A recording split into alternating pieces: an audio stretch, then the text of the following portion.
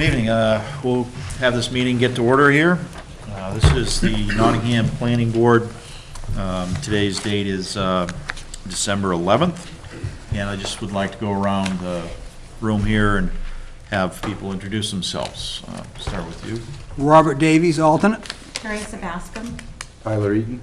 Edward Veal. Dirk Grotenhuis. Susan Mooney. Gary Anderson. Joe Clough. Stephanie Casella, SRPC. Thank you. Tonight, we've got a couple of things on the agenda. I do want to make an announcement to reorder a couple things on the agenda here. So we will take the case 19012 LLA and place that second on the agenda just prior to the zoning change public hearing. So tonight, the first hearing we have is a continuation of case 19011 SUB. This is an application from Jeffrey and Susan Paradis for a 4-lot subdivision on a scenic road, which may include tree cutting. The property is located on 4 Farm Road, identified as tax map 58, lot 71. We originally had heard this case on November 13th. The application was accepted. We had some discussion. We opened the public hearing, and we had some additional information that was requested by the planning board. So this is a continuation, and the public hearing is still open. What I would like to do is have the applicant or the agent address the board and just mention what has changed since then. And we can also go through the review that has happened of the new information.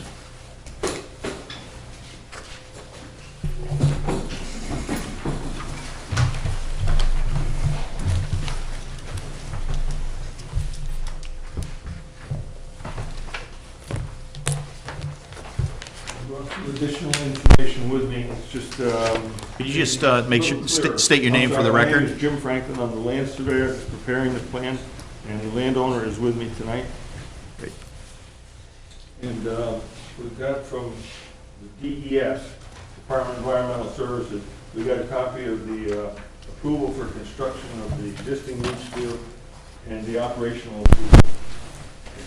Those, we Okay. just got those. Great, thanks.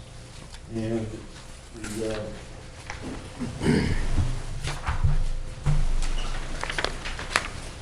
board had asked for a slope analysis, which is this large map, and you also have a copy that we submitted back on the 25th, or thereabouts. And I brought some smaller size, just because it's a little easier to look at. But you do have the full-size plan there as well.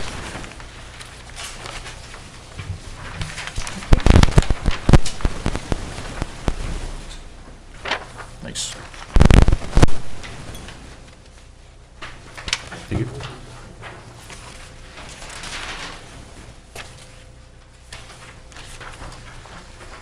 Thank you. Oh, I apologize, I'm one That's short. okay. Buzz and I share. Yeah, right?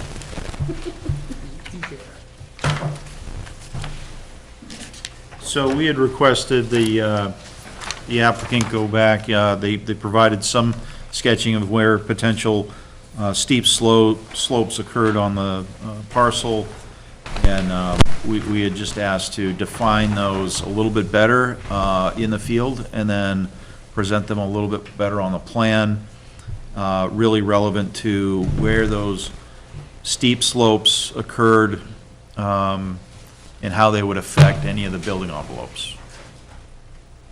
Could you provide a little bit of a summary on I do. how they affect on the? Yes, on lot 711, lot 711, which is this lot here, this long one here, there is, if you subtract the steep slope, over 25%, 25% and over, the building area is 94,000 square feet. And that's reduced from 107,000 down to 94,000. On lot 712, lot 712, we had 100,600 square feet building envelope.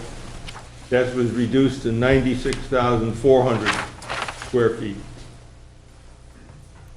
And on lot 713, which was the major concern, there was no change in the building envelope area. And what was the previous one? 31,460.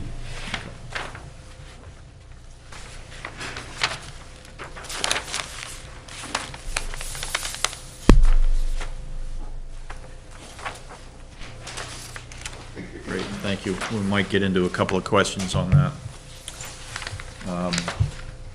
There are a couple other elements to this, is that there were some waivers Yes. submitted, Yes. and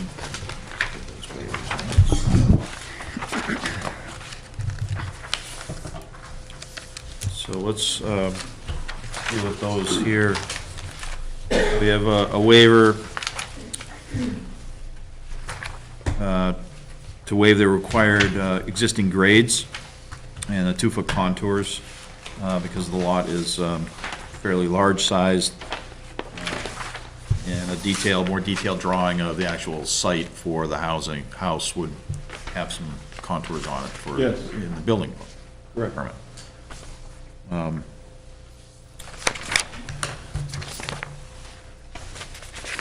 Go back to, so all of this information has been reviewed by Stratford Regional Planning Commission. We've got a few recommendations or things that we should be looking at and dealing with the waivers.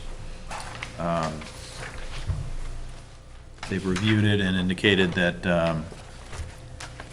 while it has an effect on the buildable area, the property still has enough to meet the minimum requirements. There is a staff recommendation to granting this waiver with a condition of encompassing showing that the area with the steep slopes are not developable. So I'd like to ask the board if there's questions regarding this waiver, and if there are questions, please ask, or entertain a motion on this waiver. Are you, excuse me, are you addressing all 3 waivers or one at a time? Individually, yeah, I'm going to address these individually. Okay. I guess, do I need a motion for the waiver, or can we just vote on them? Let's do a motion All just to be safe.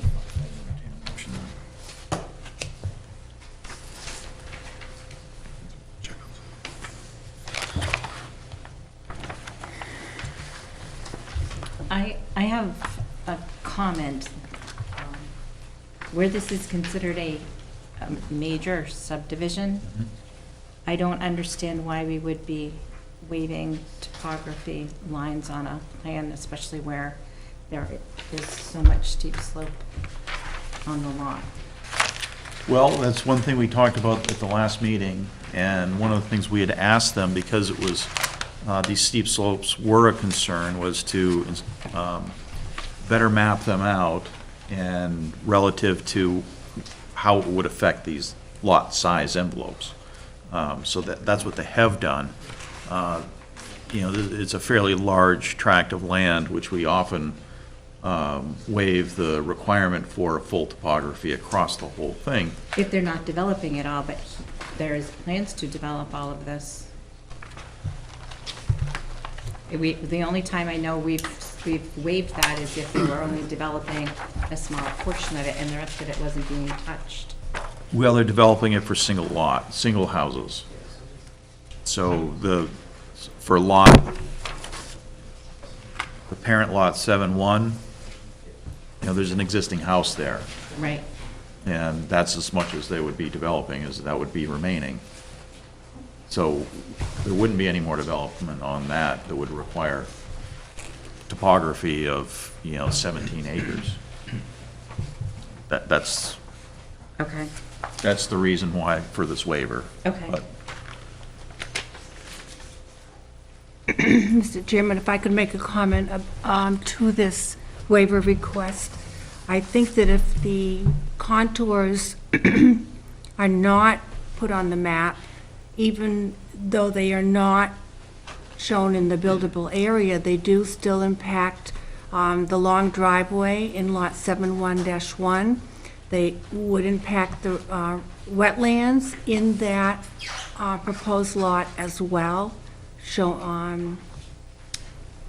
where there might be negative impact into the wetlands because of the steep slopes. I agree that it's not really necessary for the parent lot, 7-1, but for 7-11 and 7-12, there's impact outside of the building area that's remarkable, particularly where this is on an important aquifer in Nottingham. Okay, any comments, more comments? Only on, so I know we're acting on that first waiver request, we have 3 waiver requests before us, but one of the waiver requests might be germane to this as well, the environmental impact assessment, because that also has to do with topography and the geology and such. So, You're more than welcome to discuss, how that affects the topography. Because we have to vote on the topography waiver. yeah, so, If you want to talk about the environmental impact, then that's okay. yeah. But we're not going to act on that until. No, I was just looking at it, so the environmental impact assessment, number 2, topography, including particularly those areas with steep slopes greater than 25%, low areas of depressions. There's more to it than that, but, so we might want to think how that potentially could get either duplicated in the next one, or are we stepping on it by any chance? So.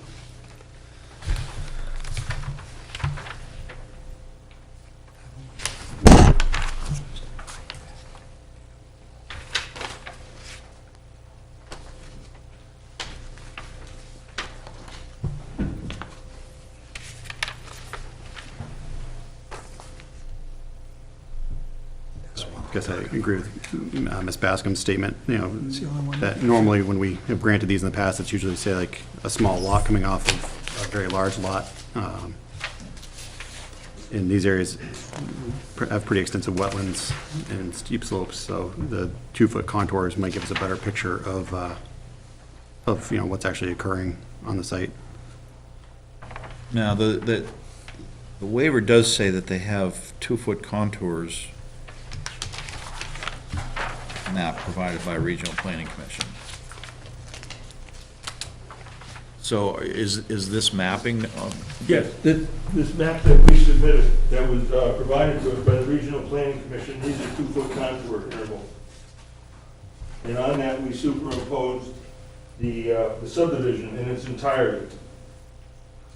All the lines, the wetlands, the test pit locations, and the proposed well locations. It's all on this map, which we submitted back on the 25th.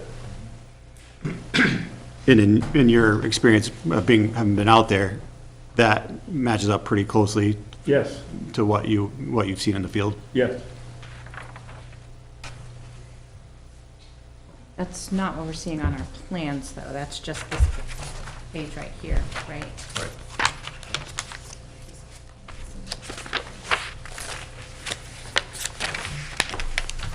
Yeah, so those haven't been included on the subdivision plan itself. No, It's just- on the large scale, to scale, no.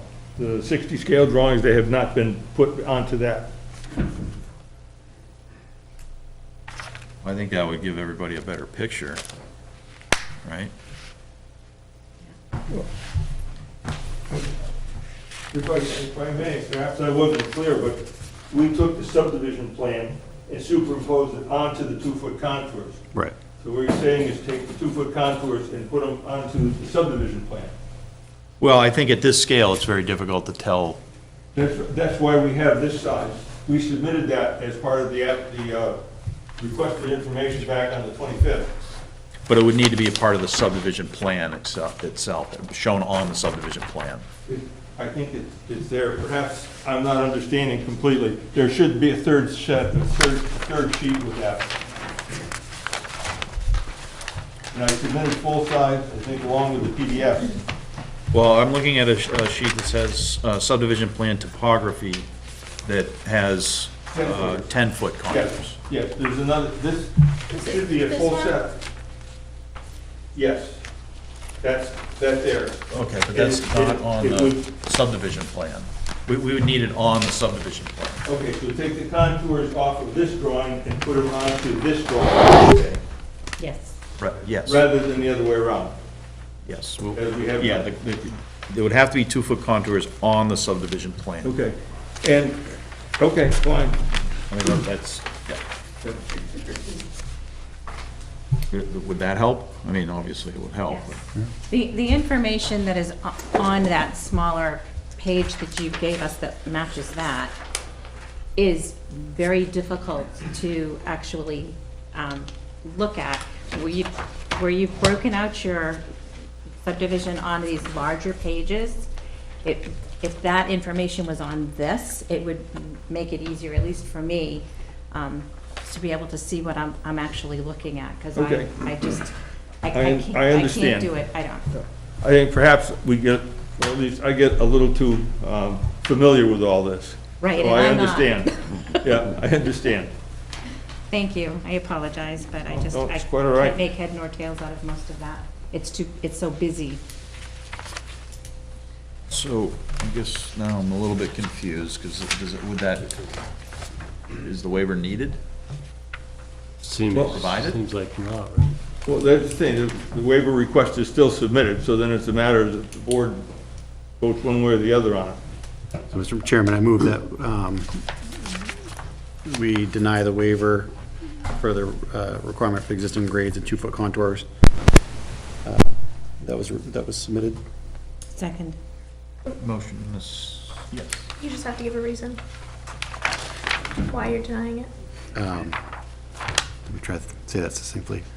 The applicant's going to As show. applicant has that information available and is willing to provide it on a plan for us. Motion is second. Any other discussion?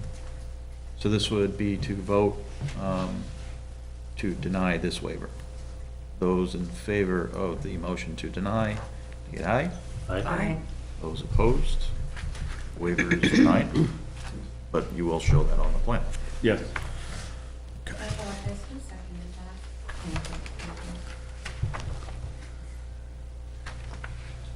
Mr. Chairman? Yes. I only have one waiver request in my packet. Yes, in here. Yes.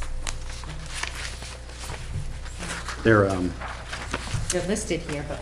they're listed in the staff But we don't notes, have but the actual pages, and I'm okay with that, I just don't know what their reasoning behind any of them were. That's okay. Yeah, you can pass those. It's my copy. I'll look over. Yeah, and you can share mine. Yeah, that's sure, Suze. Oh, wait, I might have that information here in the front, it's the pages I can't. Is it really?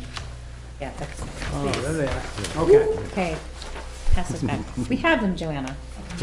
They're out of, it was out of order and. All right, let's get on to this second waiver, which is the environmental impact statement. What is included in the environmental impact statement? Do you have that open? oh, 10.6. So in our environmental impact assessment is basically statements regarding the soils and geology, topography, vegetation, fish and wildlife, wetlands, surface groundwater quality, other environmental factors.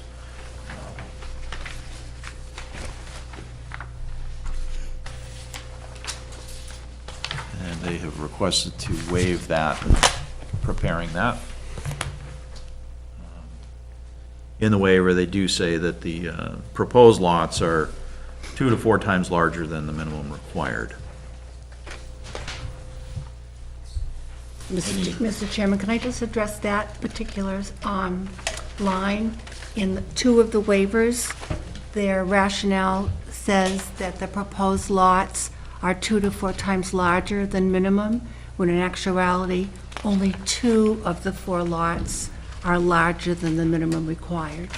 Because they sit on an aquifer, the lots need to be 3 acres minimum, and 2 of the lots are 5.5 acres. They're not twice as large as they need to be, Okay. okay? And that's on 2 of the waivers, that statement's made.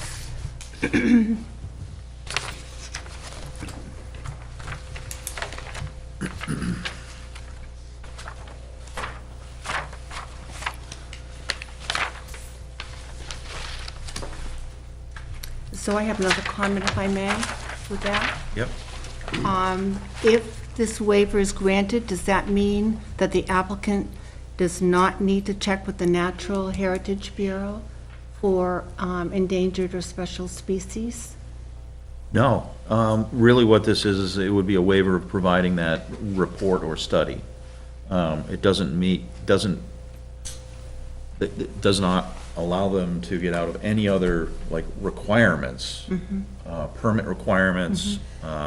It's just a matter of, they wouldn't provide that information as a report or study to us, so that we would, for us to review it. But they would have to meet all of the Well, regulations. I think because they are part of a large wetland complex, and Nottingham is known to be special habitat for endangered turtle species, that to waive this requirement would be negligent, would be, what's the word I want? Irresponsible?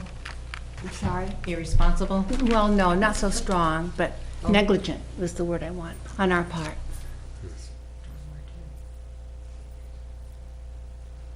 So, just so we can make sure everybody understands what waivers are, I'll just read what we do with waivers. So granting of the waiver will not be detrimental to the public safety, health, welfare, or injurious to other property. Waiver will not in any manner vary the provisions of Nottingham zoning ordinance. Waiver will substantially secure the objective standard and requirement of these regulations, and particular identifiable impediment exists or a specific circumstance warrants the granting of a waiver. Factors to be considered is topography, site features, geography, size of the project being evaluated, and protection of environmental and natural resources is accomplished through granting of that waiver. So the reason for, requesting waivers similar, for similar subdivisions as this, is that there are 4 lots, 4-lot subdivision. It's 1 more lot than our minimum. There are still large lots, and so it is, for 4 lots, is that undue requirement for the applicant to undertake these studies, basically. So that's just something to think about when we're granting these. So still want to move forward, environmental impact assessment. They would like to waive these. Is there any comments other than what we've heard yet? Going back to that, about the way we talk about waivers and those 4 items that you mentioned, it does mention that it has to satisfy all those criteria. And I think it's part of the reason that these are large lots is specifically because of the site being, the topography and the conditions on the site that are special. So the wetlands and the slopes and the individual topographies. And this is an area of town, I believe, that has, some of the endangered species that we have in town, like a Blanding's turtle, I believe, are known for this area.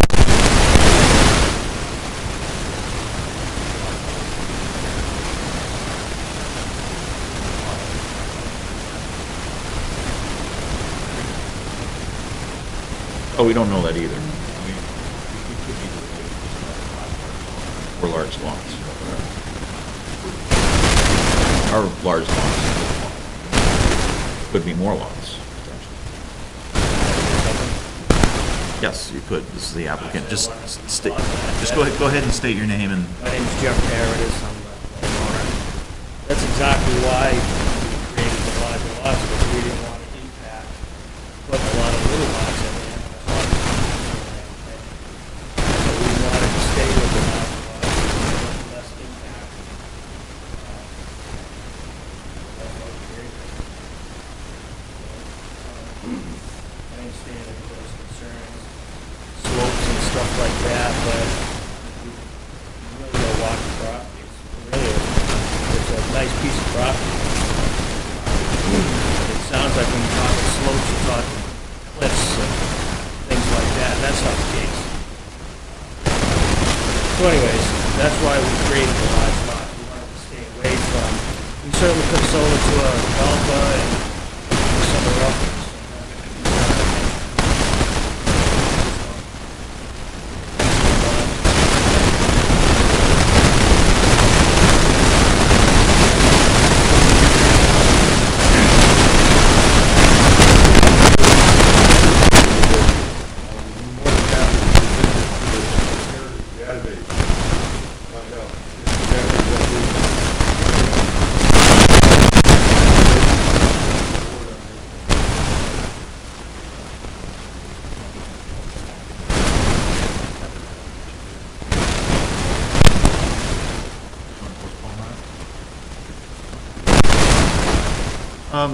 Chairman, I make a motion that we postpone action on the waiver for the environmental impact assessment pending.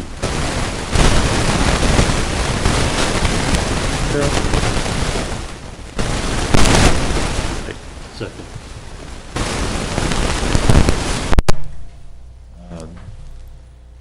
Those in favor of postponing the waiver, indicate aye. Aye. Those opposed? Those ayes have that.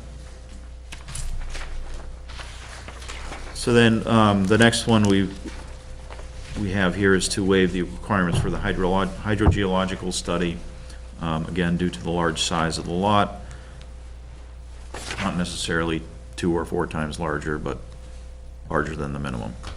And I would just have a question on that. Has there been a subdivision submitted to the town where they have required that study on the aquifer zone?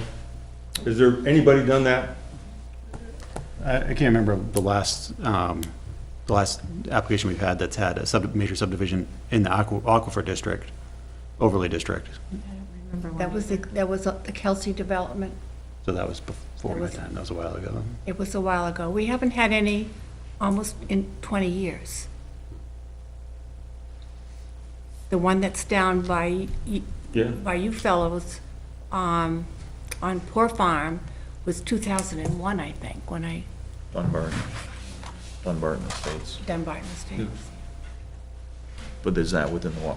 But before we That's on the edge of the Before we get too far into that, since that's in the zoning ordinance, it's beyond our purview to waive. It's a shall, and it's in the zoning ordinance. So unless we have a waiver process in the zoning ordinance to waive it, I think it's beyond our scope to do. I think that would be a zoning variance request. If it's in the zoning, I agree 100, but I thought it was just a subdivision regulation. No, it is a zoning No, regulation. it's in the Okay, zoning. then we'd yeah. have to apply for a variance for that. Yeah, it's Article 2A, 3A. 3A. Yeah, 3A, 3A. 5. I mean, we can act within the guidelines of the subdivision, but we can't act if it's a requirement within the zoning. It shows up in both, we can waive the subdivision. And that's a good question. I don't remember seeing it in the, oh yeah, it is in the subdivision regs, 10.7. It is in the subdivision, actually. One comment I have just on the lot sizes. I agree with 2 of the lots, the 712 and 711 being large in respect of buildable area. But the 713 buildable area isn't, I mean, I think that's really where the impact would be, is a buildable area. And so we're looking at, that's closer to what the requirement is, not over, just a comment.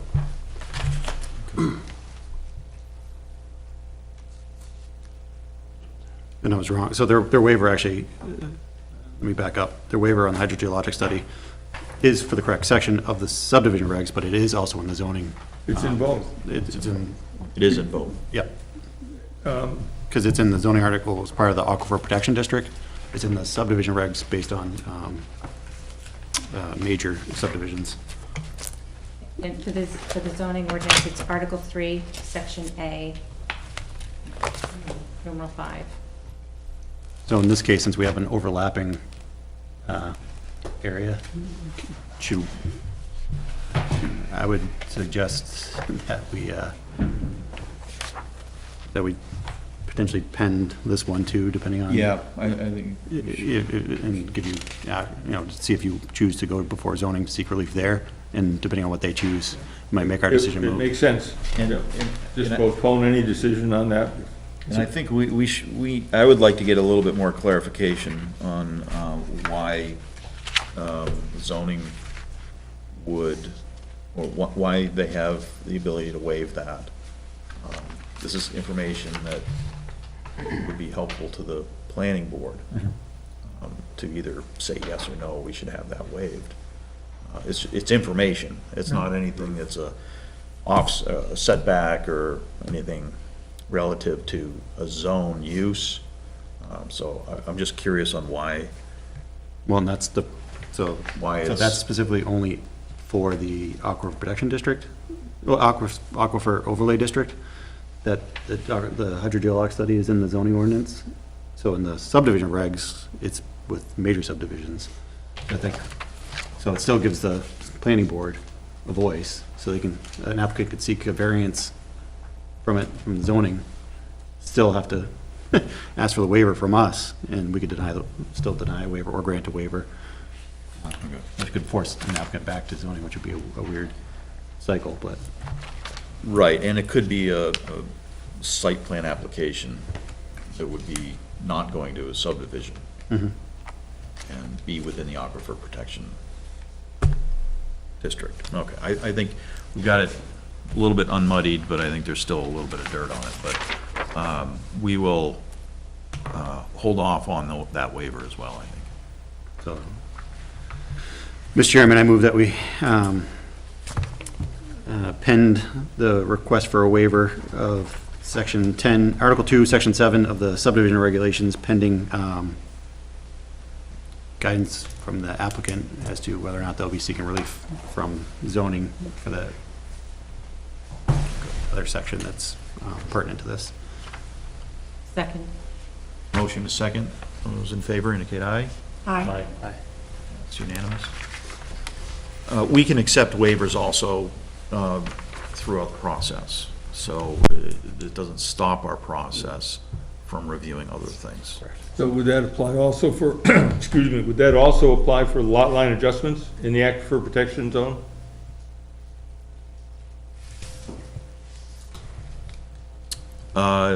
If it's creating a new buildable lot, I'd have to think about that, Okay. yeah.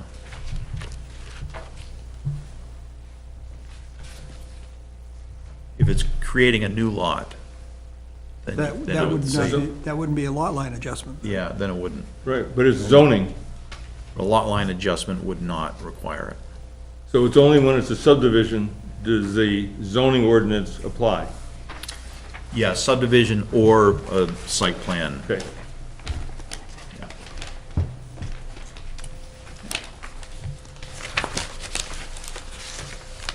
All right, so we've got at least passed some of those there. Is there, sorry, Steph, I forgot. I think there's some items that you did submit that have gotten kind of crossed off the list of things that we were looking for. There's still some remaining things on that list, which we would expect that would be addressed. At this point, there hasn't been any changes to the lots. I guess I'd ask again if there's some comments or question from the board or the applicant while they're here. I will open the public hearing after that to see if there's any abutters that still would like to speak about this, or public. So is there anybody from the board that has questions? Is the public interested in the review that the Conservation Commission had with the applicant on Monday? Thanks for bringing that up. So we did, Mr. Franklin, you were given a copy of the letter from... I was, Okay. yes. Thank you. so the board has received tonight the letter of comments from the Conservation Commission. Some of those comments, well, they're basically some recommendations and some things that the planning board, the Conservation Commission would recommend addressing as a part of the subdivision application. Primarily, it looks like there's 4 main points. One would be that a shared driveway between lot 7-1-2 and 7-1-3 to reduce impacts of the wetlands. Erosion controls, making sure that there's appropriate erosion controls adjacent to any soil disturbance during construction.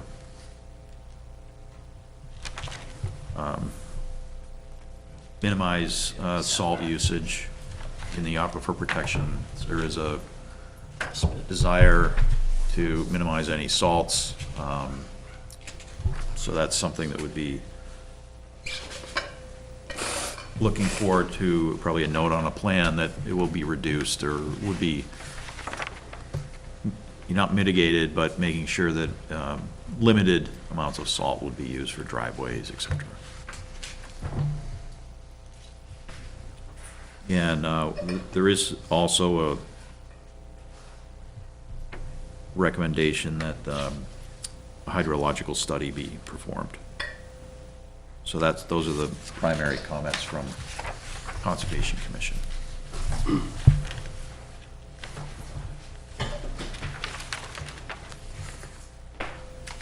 I'd like to turn to Steph. Was there other things in your review of the new information that I haven't touched on that might be good? Not necessarily. Most of what I saw was just taking care of issues that were brought up at the last meeting. A lot of things were crossed off the list that I had question marks for. The only thing that looked like it may have just been a mistake was I didn't see the septic depicted on the plan. Just to make sure that the buffer zone isn't going into a new parcel is why I would want to see that. The what? Septic. The existing septic for lot 7-1. Showing where the existing septic system is? Yes. Does the town have copies of those design drawings?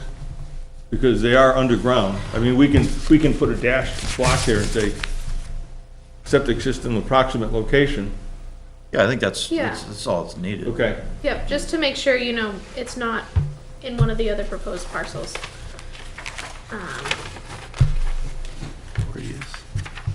Same thing with the well radius, too. So on these plans, I don't know if we got new plans, besides, I know this plan here, you show the well radii for, but it should be on the parent parcel, too. 7-1, doesn't show where the well is, at least not that I see. The well is shown, just the buffer isn't. Okay. Right? The 75-foot well radius? Yeah. Okay. I apologize. I didn't think it was necessary, being that it's in the house there and it doesn't extend over onto the other lots. Yeah, I just can't see it. Yeah. It's actually on the other side of the property.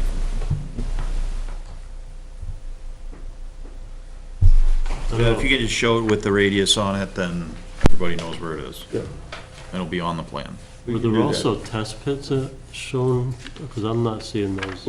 I don't know which plans you have there. All I can tell you is that I submitted the drawings back on November 25th, or give or take a day or two, and they have the test pits, 2 test pits per lot, the 4K areas, and the proposed well locations. So the ones in our binder show a date of October 18th. No, it should be revised 11/25/19. Those are the drawings you should have.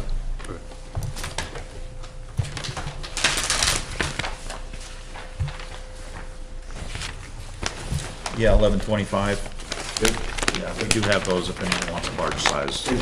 And one of the comments the Regional Planning Commission had is that the revision block was missing. I apologize if it's necessary to put a separate block on the drawing, rather than just adding the note of when it was revised. What? You're right. Sorry. Yeah, I thought so. There should be 3 drawings there. Perhaps not. Perhaps I didn't provide that colored one. There. There's just 2? Okay.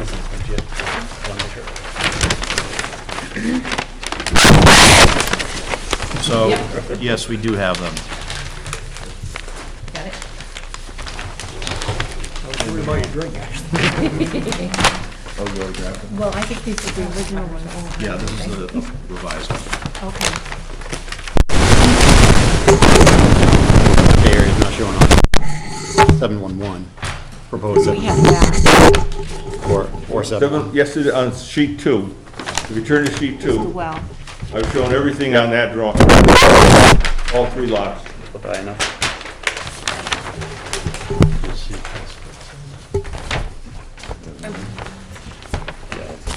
I am seeing test pits and 4K areas for all those proposed lots.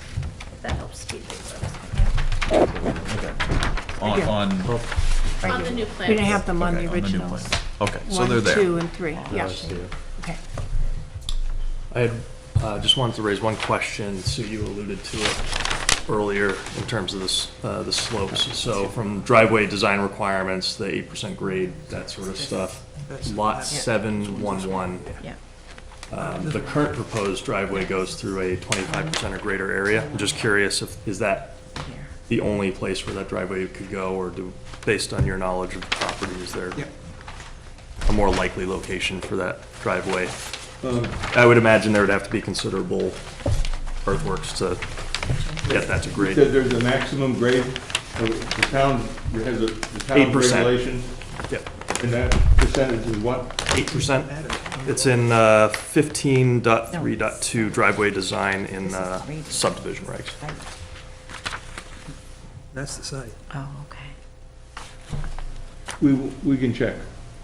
I think that was part of the Conservation Commission's recommendation, is that we provide a shared driveway to avoid that area. I think that was on No, the no, other no, that two was, lots. this is 711, Joe's speaking to. The shared driveway is 712 and 713 to avoid the wetlands in 713.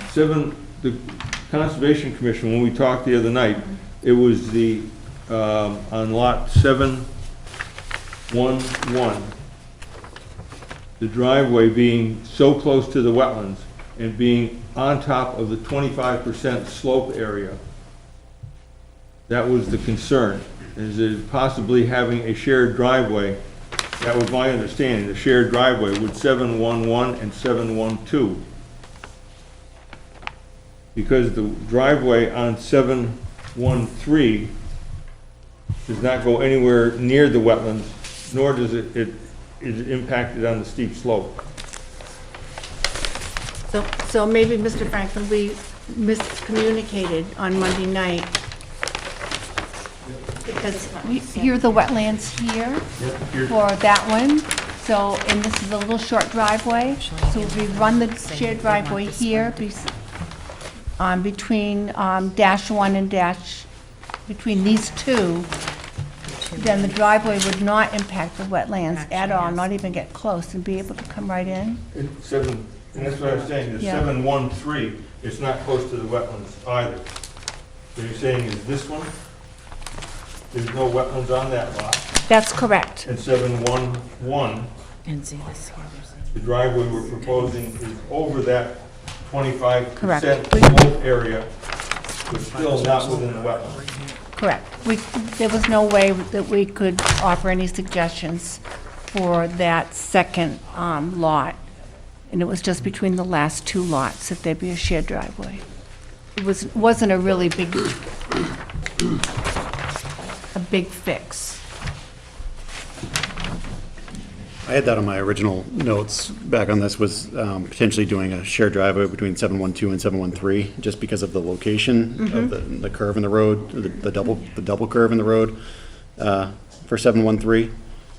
I would think shared driveway between 13 and 12 would be better, because it gives a lot more of a sight line. And would bring the driveway up potentially, just in a better location.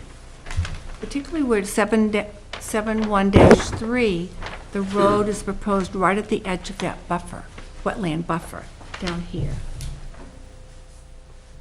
So if you bring it up with a shared driveway between this one and this one, then you're not getting close at all to the wetlands. We look, Yeah, I will whatever. look, I mean, the town has their setbacks, and we're not in the wetlands. And I don't know, I know Deerfield has talked about having no disturbance at all within the buffers, but I don't think that's in your regulations. No, they're very strict. So that's why we put the driveway there. We will look at having a shared driveway, those two lots.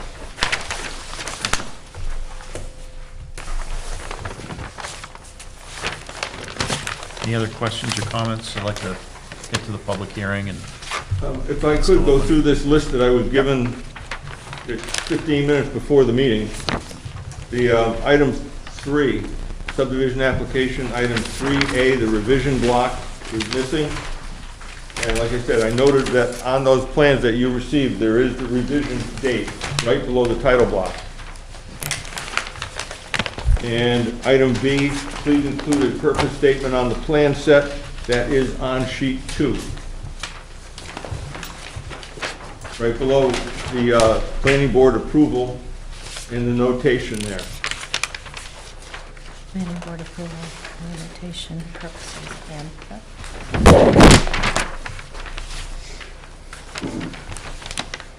Okay. Oh, I apologize, it is there. Yeah, and C, site 3, please include a list of the DES septic permits and approval numbers. We just provided that to the board tonight. That's because it's taken them quite a while to go back and get them.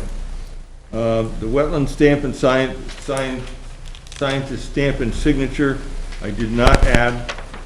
The signed plan set by the property owners. I looked back at the towns, I went back to all the subdivisions that were approved back in 2018, 2019, and 3 sets are recorded at the 3 subdivisions were recorded at the Registry of Deeds, and none of those have the owner's signatures on them.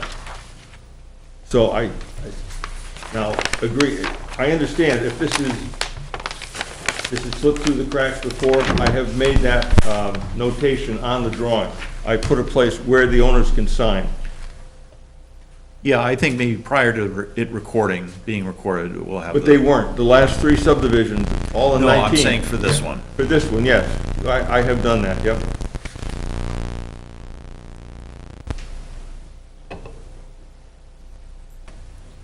The benchmarks, item K, the benchmarks are on the plan.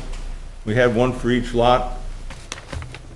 And the I, please revise and apply the soil information and delineate on the plan set. And what I did is use the online soil mapping, and I superimposed the subdivision plan onto that.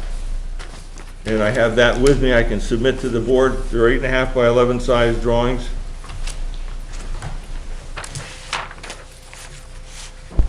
And I hope I brought enough copies of this one. Thank you. It's okay, we're still. I'm never sure how many are here, Steve. That's all. We're never sure. Got it till the night of.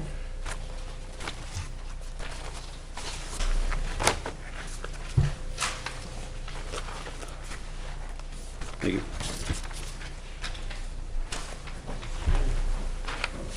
Mind sharing here? It's okay, we're good.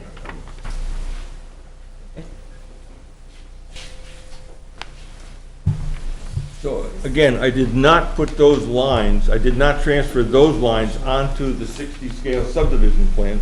I chose to put the subdivision plans onto that map that was provided without changing anything. The map that was provided by the Soil Conservation Service.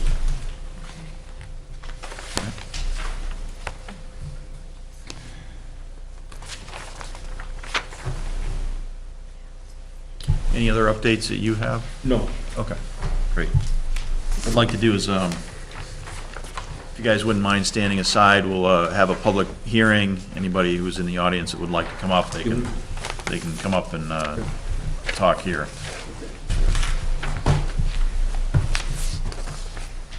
And I'll leave the plan sets here. Yep. You wanna look at it. That's great. So this is a part of a public hearing. Anybody who wants to speak to, for, or against this application, here would be your opportunity to provide input. Again, the public hearing is open. Anybody wanting to speak to, for, or against this, now would be the time for that.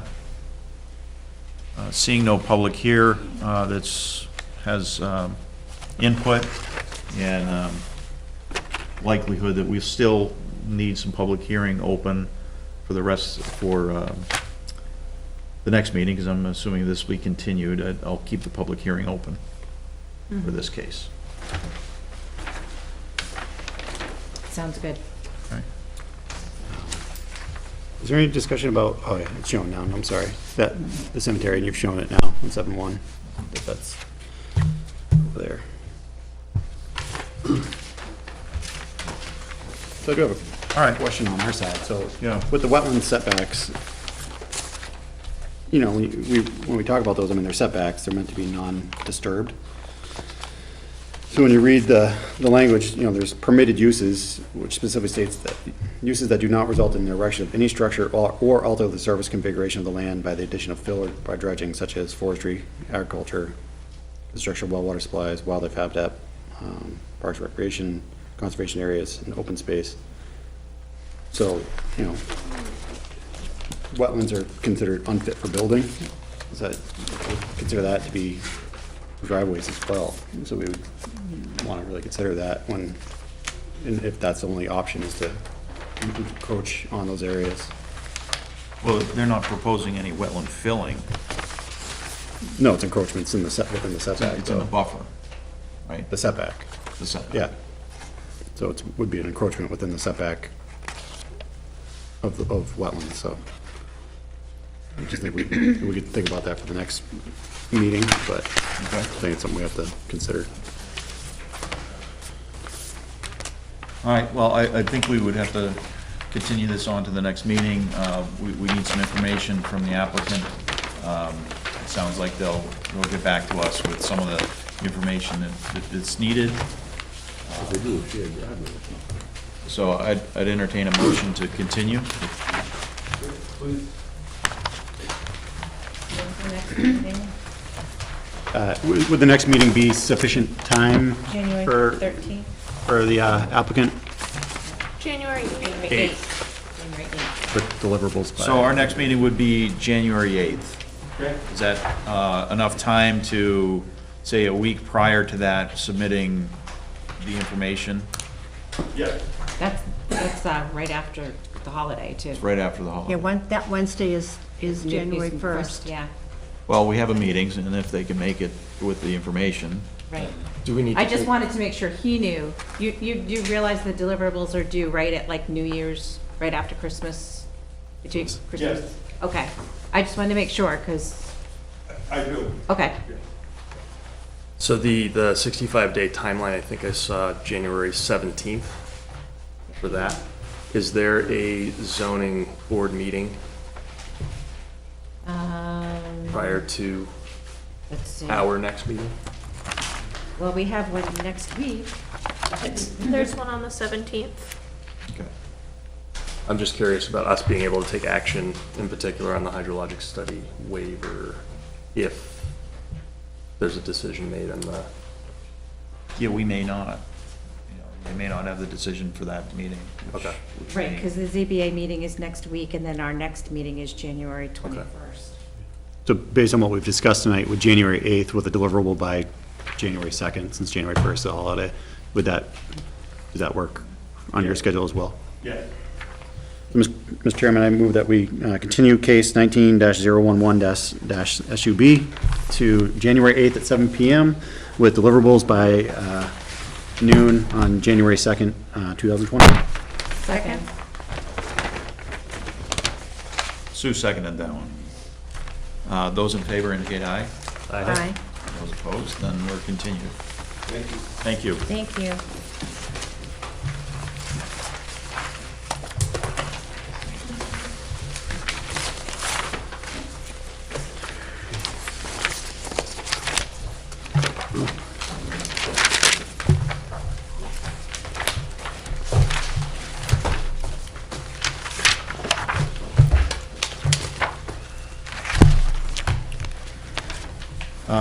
So next on the list here would be case 19002, or 012 LLA.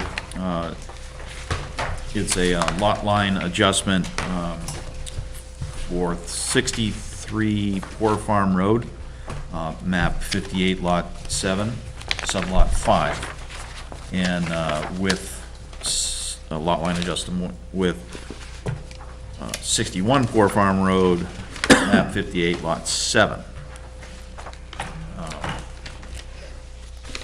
Poor Farm Road is a scenic road in New Hampshire, so there is a requirement for that. So if the applicant or the applicant's agent can give us an overview of the lot line adjustment, that would be great. Introduce yourself so we have that for the record.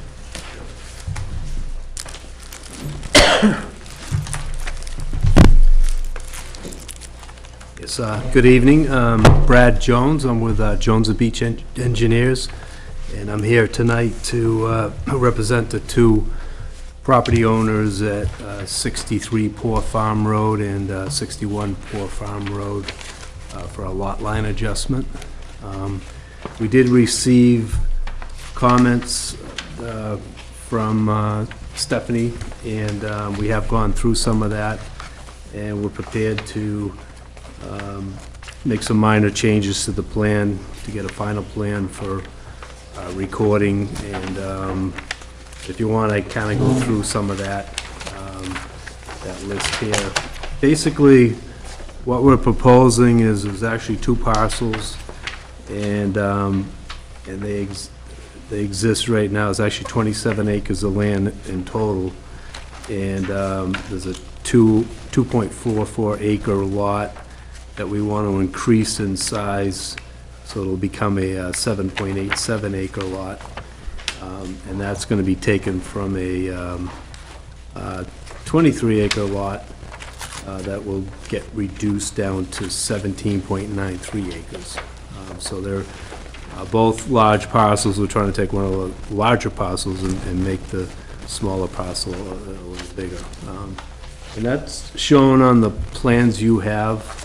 We were able to put the lot lines so we utilize the monuments that were out there. So there's going to be no new pins or bounds put in. We just actually moved. I can kind of show you on this plan. Right now, the dividing line between the two lots is here and highlighted in yellow. That lot line will be eliminated, and this orange line, you can see it meets between the two bounds, will be created, and we call this parcel A. So this parcel A will be added to lot map 58, lot 7-5, and be taken away from 58, lot 7. The plan does show both lots are developed at this point. There's a home on each lot. The driveways are in. We did not have the leach field and well. We did find the septic plan, so I have that tonight. We could add that to the larger lot and show what a leach field is and the well. This is shown in this plan, which you don't have that with you tonight.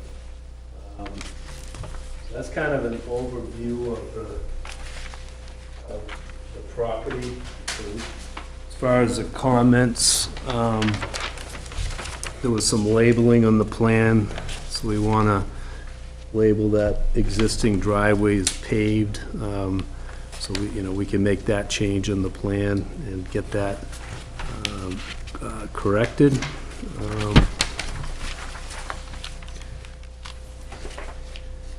And I think the septic system and well for 58.7, so we'll have that shown on the plan.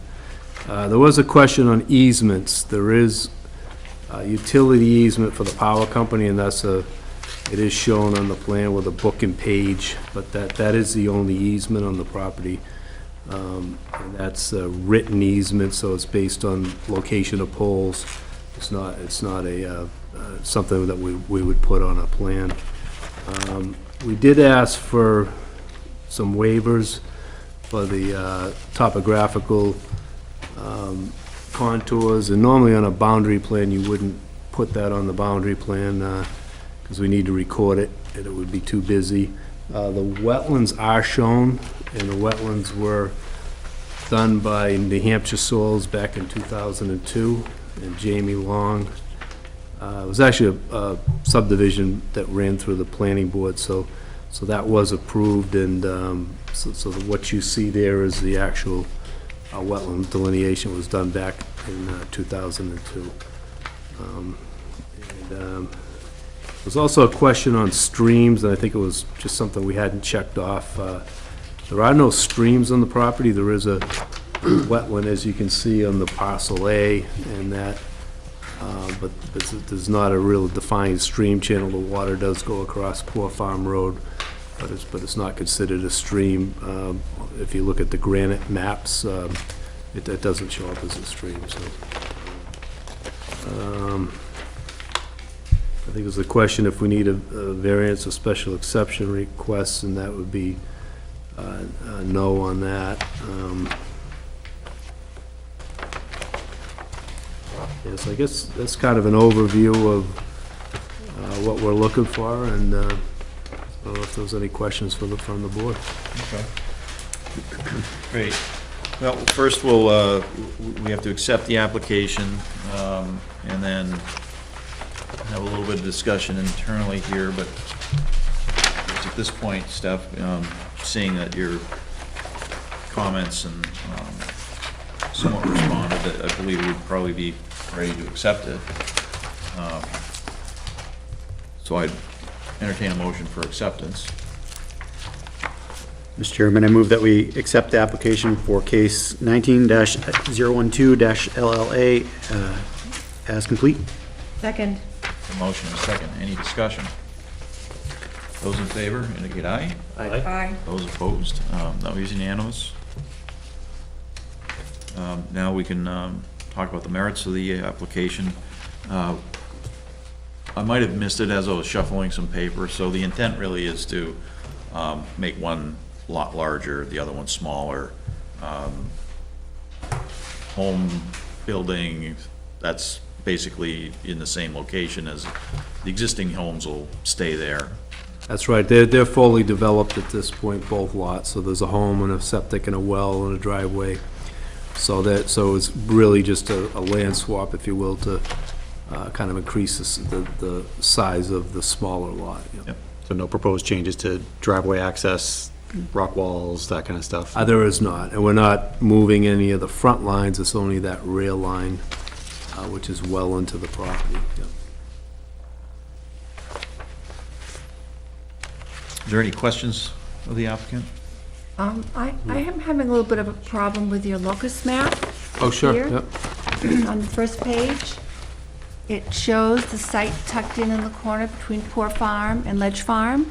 And Okay. yet, down on this larger format map, it looks at you as if you abut Dan Harvey's land, which is in Epping.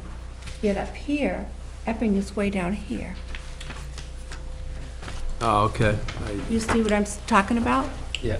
So Epping's down in this direction. This is Epping, right here. This is Epping. Here's one of the parcels, and here's the locust map. Oh, it's this line that you've got. I didn't This- think it was Epping, it was that close. No, it's not.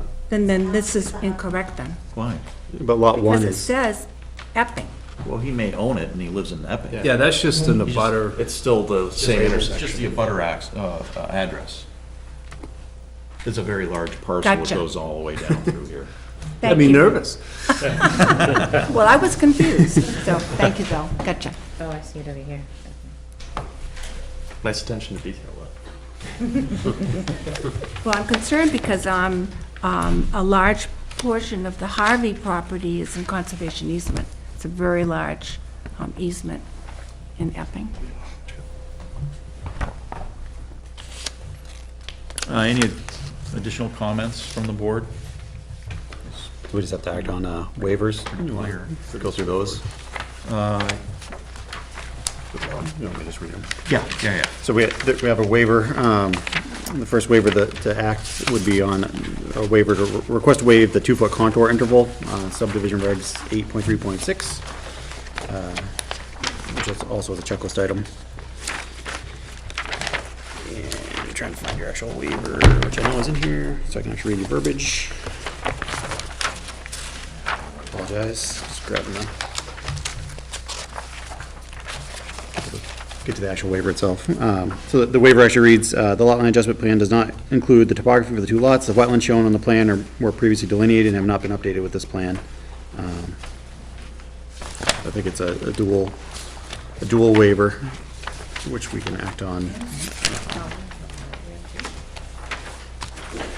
So I'd have a motion to. So, it's actually section 8.3, section 6 and 9, which I believe is also the request to waive the wetland, the new wetland delineation. Yeah, these would be out of date if there was some new development or happening on the lots, but It's not, right. it's not.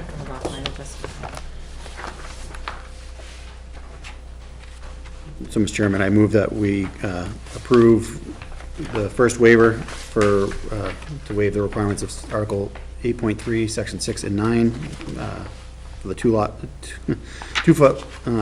the topography, and new redelineation of the wetlands. Second. Motion and a second. Those in favor indicate aye. Aye. Those opposed, that's unanimous, so that is waived. Was there a second one? Yeah. That's it. I think that was it. Full No, it's it. site survey. Full site I don't see survey on that. the- Waiver request? I guess we just, It was in the Wait. application.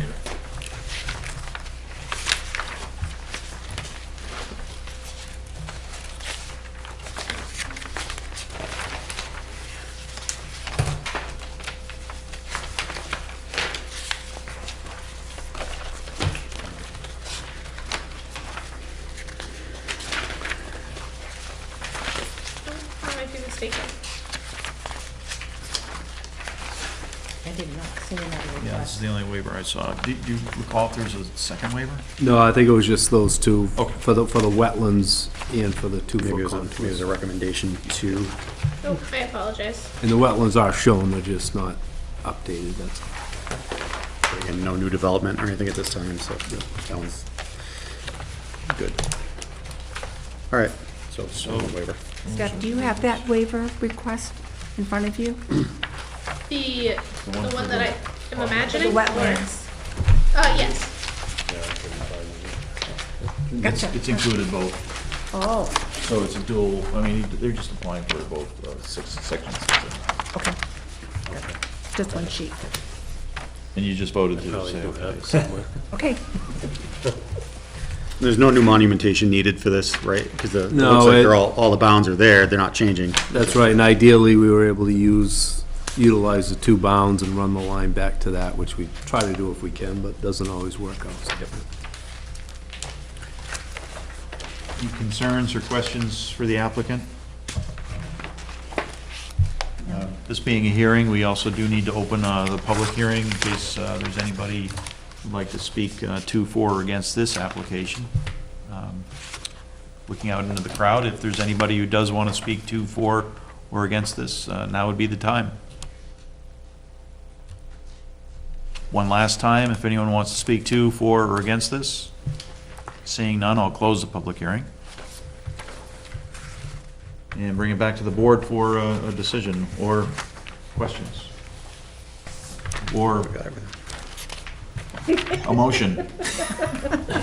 Mr. Chairman, I move to approve case number 19-012 LLA as presented. Second. It's a motion and a second. Any other discussion on this motion? Those in favor indicate aye. Aye. Those opposed, that's unanimous, so it's approved. Well, thank you for your time, Yep, thank you. and I appreciate you taking us ahead of your Oh, yeah. ordinance. Save a Yep. little time.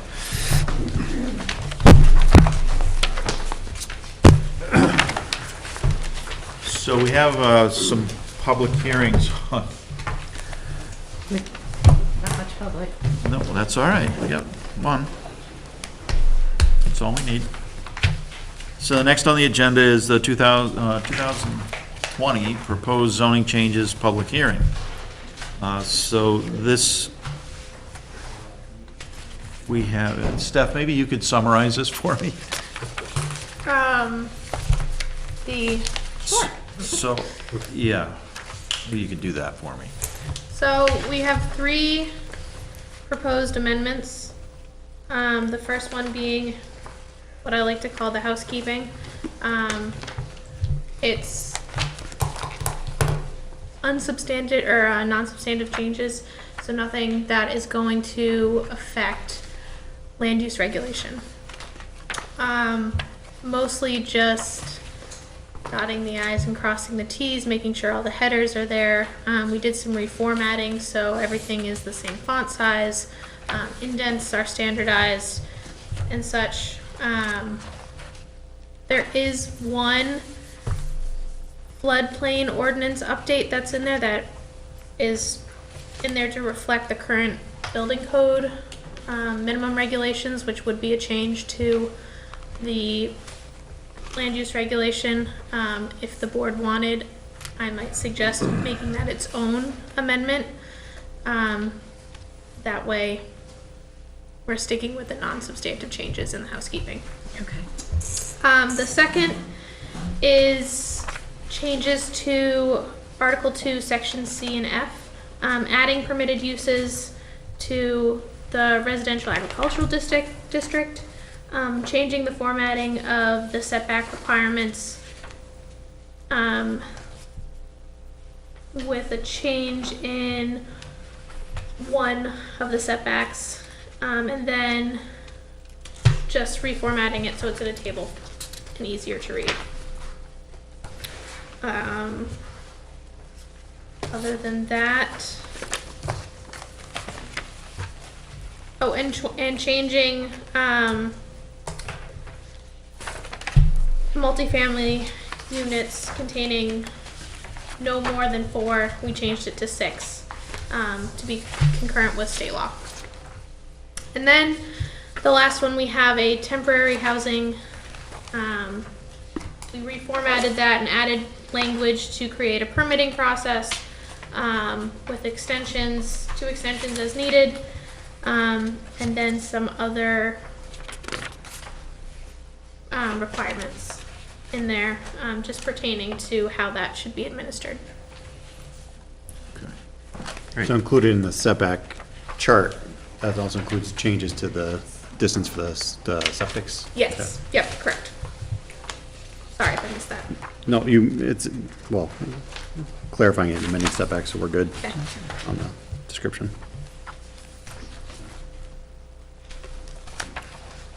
Great, thank you.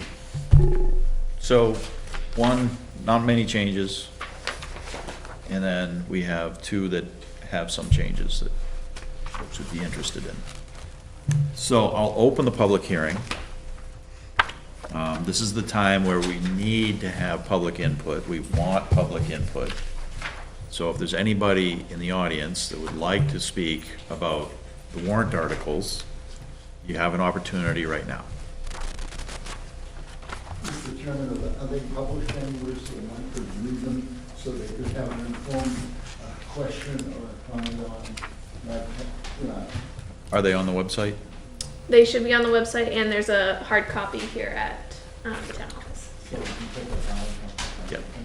Yep. So yeah, there's a hard copy and there's, they're available on the website.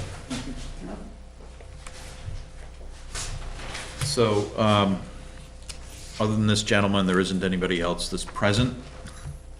So if you do like to, I have no comment. okay.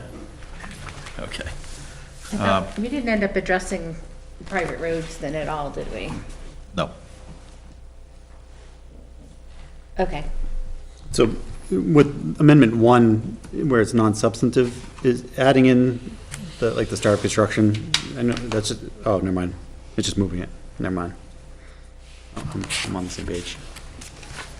Yeah, it doesn't say it, but green text is moved.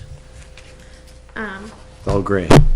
Sorry? It's all gray to us. Oh, sorry. It's okay. No, it's just moved. I got it. I'm sorry. Moving on. So the public hearing is still open. I'm guessing, I'll probably just, not guessing, but I will close the public hearing. The public, Just a procedural question, Yeah. if we were to look at that flood hazard to be up to speed with the state regulations, if that becomes a separate amendment, does that mean we need to have another final public hearing? Is that substantive enough of a change that we'd have to keep the public hearing open on that? it's included into this one right now. Right. It would just be separating them. Okay. So, It'd be a separate warrant article. yeah, Yeah. yeah, it would be its own warrant article. So, but there would be no change in what we'd be changing.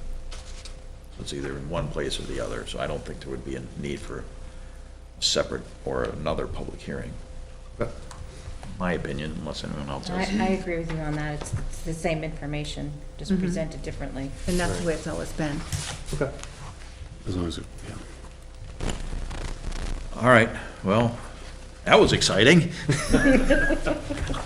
So you close that? Yeah, so I will officially close the public hearing for the proposed zoning changes, warrant articles that will be presented to the public in 2020 election. You can find the information on the website, or come here and there's a hard copy. Have we already voted on these? So we should need to vote on them, right? If you want to send it to town meeting, you would have to have a motion and vote. Right, so, Unless you wanted to keep it open for another hearing. yeah, we do have the time, if we wanted to keep it open for another hearing. If I go back to your important dates for town meeting, it would be January, right? January 8th is the last day to post and publish a notice for public hearing, The first. For the first public hearing. okay? So, Final is January 22nd. Last, February 3rd. Last day. February 3rd, last day to hold the public hearing.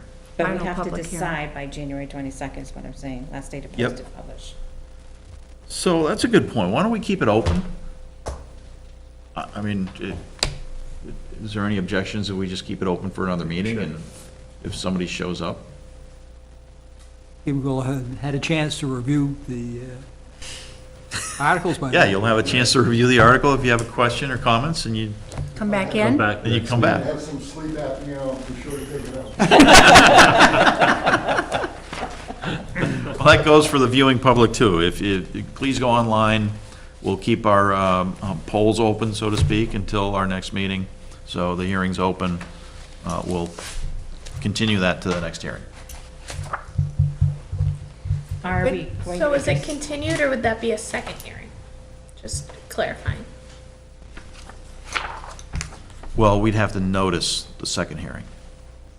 Right. So if we continue it, the notice from the previous one continues. Can we do that? Yes? Continue it. Okay. I say we can. Okay. I'm the chairman. You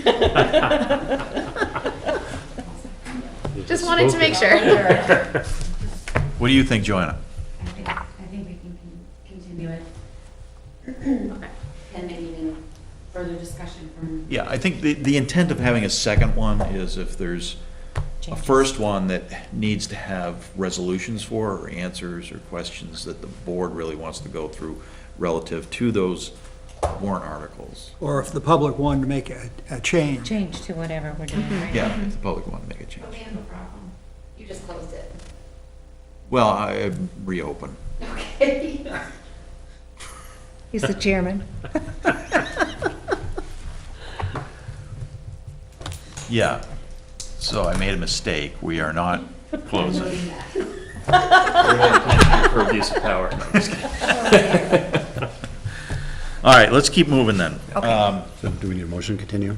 Let's have a motion to continue. Thank you, Ed. So, Mr. Chairman, I move that we continue the public hearing for the first public hearing of the proposed zoning ordinance changes to January 8th, 2020 at 7 PM. Second. Motion and second. All those in favor? Aye. Aye. Unanimous, motion carries. The next item we have on the list here is a conceptual subdivision. This is map 7, lot 1N on Mitchell Road. Two traditional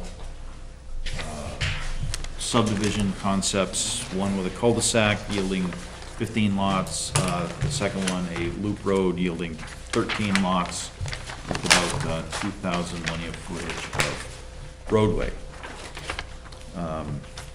The applicant here, or the applicant is here. If you could just state your name. My name is Bob Roberto. I'm the owner of the property. Mr. Barry wasn't able to accomplish it. Okay. We were in here before, I think it was last summer, sometime, talked about this briefly. Since then, we've done some additional work,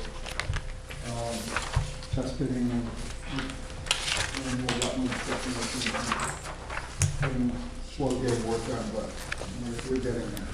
So- The long and short of it is, in looking at the two plans, the preference that I have, and I think one that is probably more amenable to the board, is the one that has the single loop road, portion concept, as opposed to two cul-de-sacs. I think from a fire safety standpoint, the loop road is preferable.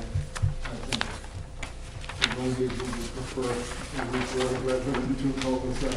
Yeah. Bus drivers would. There are less lots in it, but that's the way it goes sometimes. So, Mr. Chairman, point of order on this. So when we heard this in the summer, was it a conceptual or was it a design review at that time? It was a design review? So I don't know that we have the process to go backwards from a design review back to a site plan without renoticing. I'm under the impression we're just on a conceptual type. Right, that's what he's asking. Yeah, no, that's all. It wasn't, well, I don't know the difference between design review and conceptual. Well, design review is more formal. So conceptual is completely informal, non-binding. And this would be probably a conceptual. Right, but Like, the problem is that we've started a process with this application that locks us in procedurally and legally to some additional steps. So I just want to make sure that we're all clear and find out where we are in this process to make sure that we are following proper notice, because we may have to renotice all the butters before we can hear this. So I'm just trying to, there's nothing you did wrong. I'm trying to make sure Yeah, that no, I know. legally that we're in the right What place. our concept, the only thing I'm trying to do is go to the next step, which we want to do the full detailed road plans and everything else.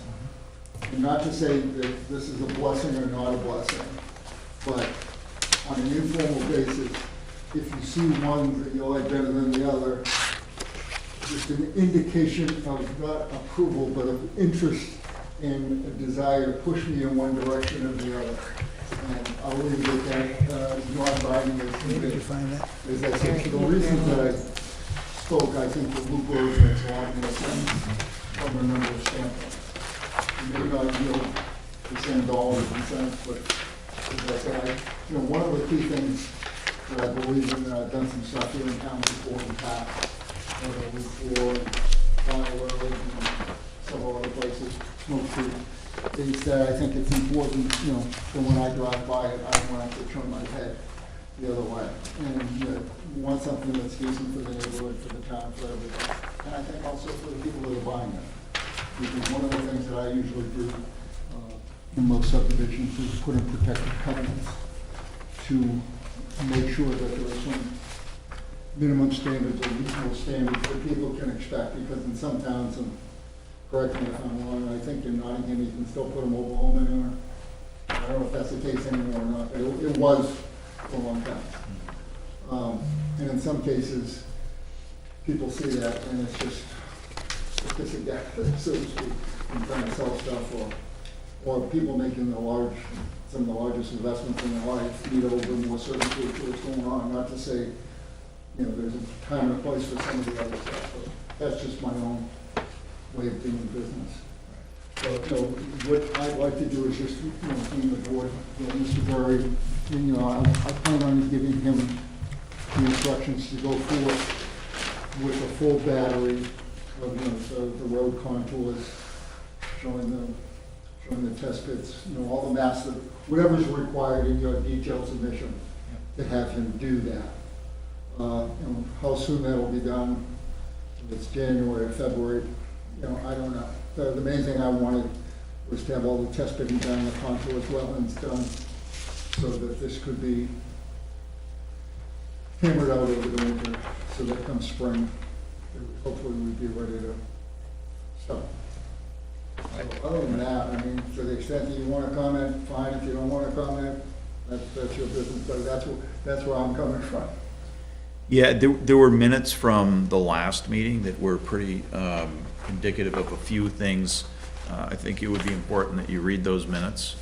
That might help you go into the direction that you're looking for. Steph, have you been able to look to see if design review, if it's heard within the next 60 days? 90 total. Is it 90? Yep. Then that's okay. If it's heard outside that 90 days, there's a new application needed for design review. So the question would become, was this a public notice? No, conceptuals are not necessarily notice. Right. So I would say that if that's this far outside the 90 days, then that design review has expired. Right. And if this is a conceptual, Then it's a whole new package. which isn't notified, Starting as new. Yeah, brand new. yeah, it would be, in my opinion, no different than if he walked into the planning office and sat down with us. That's the intent of having Right. a conceptual review. But I don't know. This is I think it's a muddy point because design reviews specifically have an RSA associated with them about them being 90 days and you have to re-notify. If this isn't substantively different than what we saw before, it's basically the same application that we saw before. So I don't know how you can, because the design review actually does lock them into zoning and into things for, I think, a period of a year. Potentially, we just ran into that with the case on Route 4, that they were locked into current zoning because we had held the design review. You have any advice on this stuff? It's a really good question. If this was substantively different, I would see how that could I be think on the first one, something. I'm not 100% correct. You just had a blank plan, we just got a couple of. Well, yeah, this is actually, Go back in. yeah, this is the plan that was back in, I think it was the March. So what you have is your first cul-de-sac options. Yeah. That's the plan that was submitted. Okay, was the loop road submitted? So the loop road was not submitted. Okay, so that's the difference, is that we've looked at it a little bit more closely. You think it was? The loop road? I think it was discussed, I think the plan, the board suggested a loop road should be looked at. And we knew it mentally, but we hadn't drafted everything. I think this is just a follow through on those comments. So now that we have mountain matchup versus the other, But that's my work off. I think we Is could this, be this is within constructive. the, if this is starting new, even though this is off of Mitchell, this is within the, wouldn't this be within the bounds of the commercial? No, No? I'm within a 1,000 feet. We discussed one of the corners, I remember now. Yeah, it's more than the distance in and another parcel. Well, I think we On the could, other side of the barren. I think we could be constructive on how we answer these questions. So I think we could do it as part of the public comment and question phase and have it not be specific to your plan, and give you general answers as to what we like to see on plans without talking about your specific plans. Because that, Yeah. I think a lot of what you're asking is our general questions. What do we prefer to see on anything? You prefer to see regardless of a blue plan, roads but versus maybe not. cul-de-sac. Look, I'm looking at a way to stay within the RSA, stay with them I without, think- without unduly, Yeah. unduly, And I think the loop road is preferable from a fire safety standpoint. So you put a cistern in the middle and you get easy access for everybody. I think it, from an operating standpoint, after the fact, it looks much better. Or if the school buses or anything else are following, seems to make more sense. So what I'll do is I'll instruct Mr. Berry to proceed with the loop road situation or schematic, and then to have him provide all the necessary information to get it formalized and presented. Yeah, and we, throughout, even, I think even in the design review portion of it, I mean, if there's a meeting that Right. Mr. Barry would like to have with the planning department, we can accommodate that as well. Sure. No, we'd be more than happy. I mean, we've tried to look at it pretty close from a number of standpoints, and although there's reduced lots on it, this seems to be a more desirable aesthetic approach. Having roads that go to nowhere. Yeah, I can't say I agree. There's a time and a place for them, but too often nowadays, you find too many of them. But, So what, it would seem to me that the best advice we can give today is that he see Joanna and get a copy of the minutes of the previous meeting. That's really the only advice that we can give today, other than generally talking about what we're looking for. Right. Yep. Yep. Specific. I think that if you go back and you and Mr. Barry read through some of those minutes, it'll guide you to where I think you're headed. that sounds good. Thank you. We'll get him cracking and we'll see what we can exactly revisit this. Thank you. All right, thank you. Have a good night. Thank you. Before we close up shop, what is this?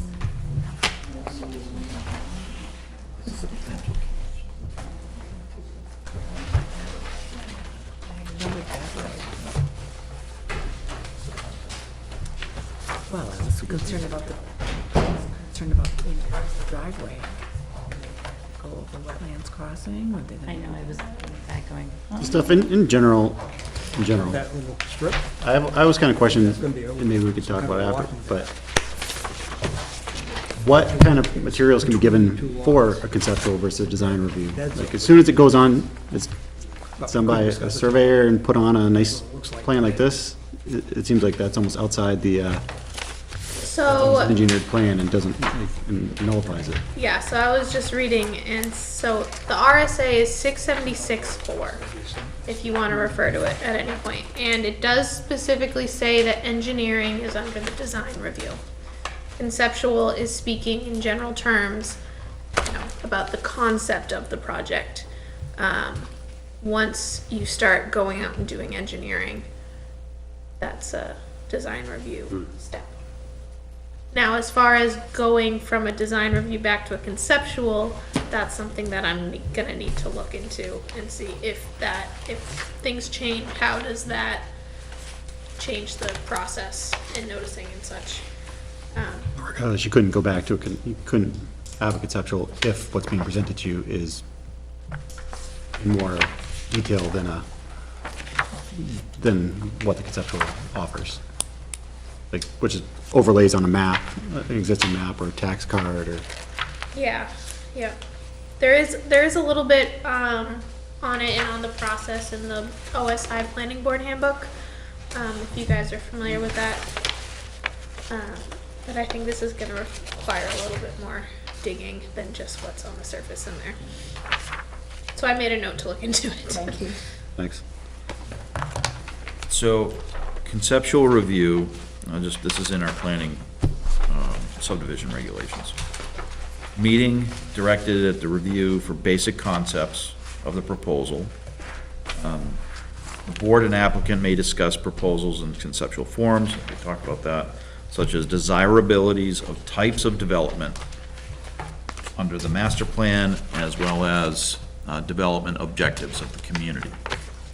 So when we're talking about cul-de-sacs or loop roads, I mean, that is truly what they're trying to get at the conceptual level so that they can proceed with more engineering, because the costlier stuff to develop. But the problem is that we've already held a design review for the same plan. So conceptuals are preliminary conceptual consultations, and those even have a limit of 2 meetings in 60 days. Design reviews are the next step and are more formal, still informal, more formal. And those are also still limited by RSA to a 90-day period without, otherwise you have to reapply and renotice if you go beyond that 90-day extension. So really, what they needed was a second Also design review. question why he was going with design review with that first meeting and say, well, why wasn't this a conceptual? I think we did question that, yeah. Yeah. But either way, I think we were like, I think the level of detail that was provided, that would have pushed into a design review too. Because the conceptuals are meant, when you read the RSA, like a napkin. it's meant, a napkin plan, basically, yeah, you take a town tax map and you draw lines in and Yep. say, this is what we're looking at, kind of. There's no engineering involved. Right.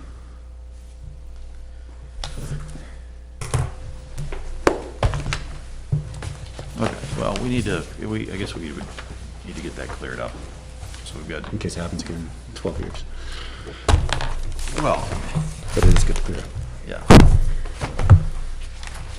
All right, so now the only thing left on our agenda is next year's schedule. Is that correct? That in minutes.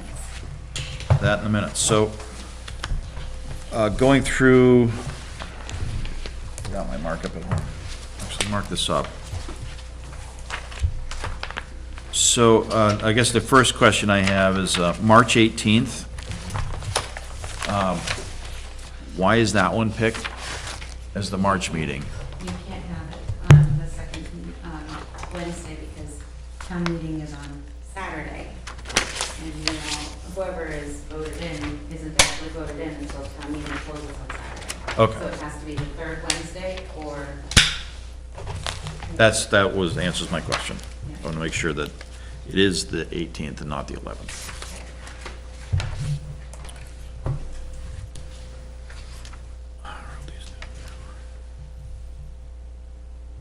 So I guess the next kind of question or comment I have to the board is, during the summertime, we see a lot of people not around.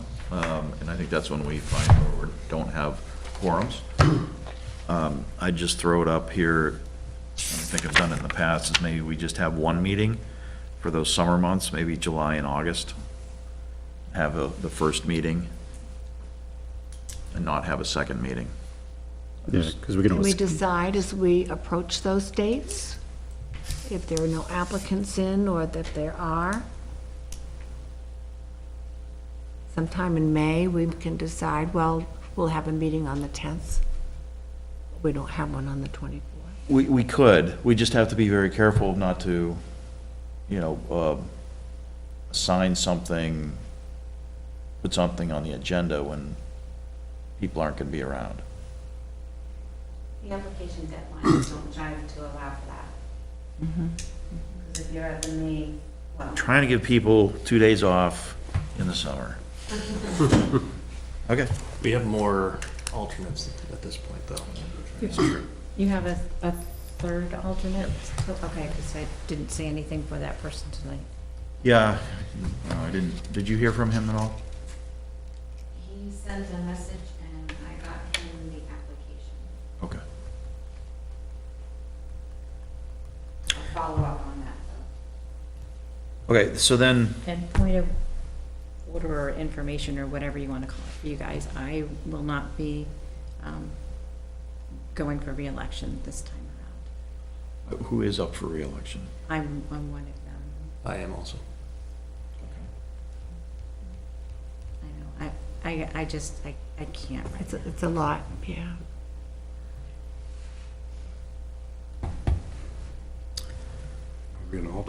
For the, November dates, Joanna, I sent a date, I can't remember what it was. Yeah, November 18th. And do you remember what the deliverables were gonna be, just whatever the standard timeline was on that? Right, I'll go back and figure that out. Is everybody agreed to November 18th? Yep. That's a weird Wednesday, because of the, yeah, Veterans Day is the second Wednesday, and Thanksgiving's the fourth. I would say December 23rd, we don't need it. No. Nope. Agreed. And we can always add, so we have that, that lovely language at the bottom, so we can always add them in if we need them. Perfectly fine taking them out. Okay, you all set? So November 18th with deliverables, whatever the standard time is in October. Yes, yeah. Is that good? I'll take care of Okay. that. The idea that single meetings in June and July, July and August. we can't decide last minute. So how are we gonna handle it? And we wanna. We're leaving them on. What? We're leaving them on. We're leaving one, okay. Okay. Leaving them So on? leaving- On the calendar. Okay. Right, and then we, if there's nothing scheduled. Yeah, if there's nothing scheduled at the time, we will make a collective decision whether. Or we're gonna master have- plan update? I do like Maybe we'll trying to be get the there. first meetings for applications and a second meeting in that month for more Planning. focused on the planning objectives. Yep. I think we lost that road as the year went on, but I'd like to try and get it back into the swing I of think we that. have 2 people now to keep us on track. Yeah. Yeah, I mean, all of the application deadlines really match up with the first meeting of the month. So I think those should be focused on applications. And if we do have a continuance, you know, or a big subdivision application, then we can hear that on that second meeting. Good. Are we good to just move on, or do you guys want to go on? Good to move on. Okay. So then we have a set of minutes. Can we get a motion, all of them together? Mr. Chairman, I move that we approve the minutes for August 28th, September 25th, and October 23rd, 2019 as amended. A second? Giving the second to Ed. Was that you that seconded him? Sue. Oh, Sue, I thought I heard it. I thought I heard something from over there too. Maybe it was Tyler. Tyler? Was it you, Tyler? It was Tyler. It was Tyler. It one to- was we'll give one one to year or Tyler. the other. Everybody approve, raise their hand. Those opposed? Motion to adjourn? Updates. Updates. Ah, A little fast. it's not on here. Oh, yeah, it is up above. Steph, Not on there. any updates? We had a commissioner, or one of our quarterly commissioners meetings. Saw Gary there. And it was a presentation on recreation themed projects that have been happening at SRPC. So there's the rec update for Dover that we're doing, and the Pathways to Play project that we're doing in Somersworth. Ed, Sorry? do you have an update? I thought you just called me Ed. We're all moving around. That's tonight. okay, everybody's Ed tonight. So you should have accepted my motion to adjourn. No update, but Joanna, I'm curious, you started doing the Google meeting thing in the email. Have you been getting responses from everybody? Not from everybody, but the majority. Okay. Do you want responses? It helps me know Oh, that okay. you actually got it on your calendar. Okay, I didn't hit, don't So- say. Sorry. The reason why I ask is because I think there would be a way that could become a shared calendar. So if we want to see as a group, be able to go in and see who said yes or no, because I don't know if we can see that right now, but that might help with the. Yeah, we don't. Yeah, that might help with that attendance. If someone's like, this is really important, I need to do this, but I don't know if I can actually do it or not because of the language. Ed? My other brother Daryl? Just to add to what Steph was talking about, I was impressed with the presentation that these folks gave regarding recreation and how they had gone out to the two towns, Somersworth and Dover, and really put ideas out in front of people and got feedback from them, and it was pretty cool that they gave them visuals, like it was like a mural on the side of a bridge in Dover that was put out there, and it was just cool to see the feedback they got. They were really working hard at it, so it was cool. I will not call you Ed. Edwina? Formal name? I just want to say that Mr. Franklin's presence and explanation and the back and forth we had at the Conservation Commission was really worthwhile. And I think it's important that applicants realize how important our natural resources are to all of us in Nottingham. Water, wildlife, and they get a feel of that when not only here, but coming to the commission and just talking about their application. So thank you from the commission for that. You mentioned our resources and stuff. When I was at the hospital today with my mom, the EMT that came in asked her where she was from, and when she said Nottingham, he goes, "That's a really pretty community. That's a really nice place to live." I had a Pawtucket cap on when we went to Petey's. Oh, I didn't mean to say that out loud. When we went out to eat yesterday, and the fellow said, "Oh, I love that," and I had to take my hat off to see what it said. But yeah, everyone loves Nottingham. I don't have anything talked out tonight. As am I. Just at the board meeting Monday, I mean, again, a big conversation, and probably will be for who knows how long, is roads. And we did sell a piece of property that the town had rejected 2 other bids. Teresa doesn't have anything. Neither does Buzz.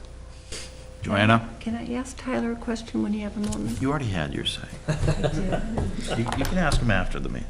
Okay, I will. I don't think there's anything to discuss right now. Motion to adjourn? Is that a question? Those in favor? Aye. We are adjourned. He accepted The yours, second but was rejected Teresa on that mine. one, I think? Right.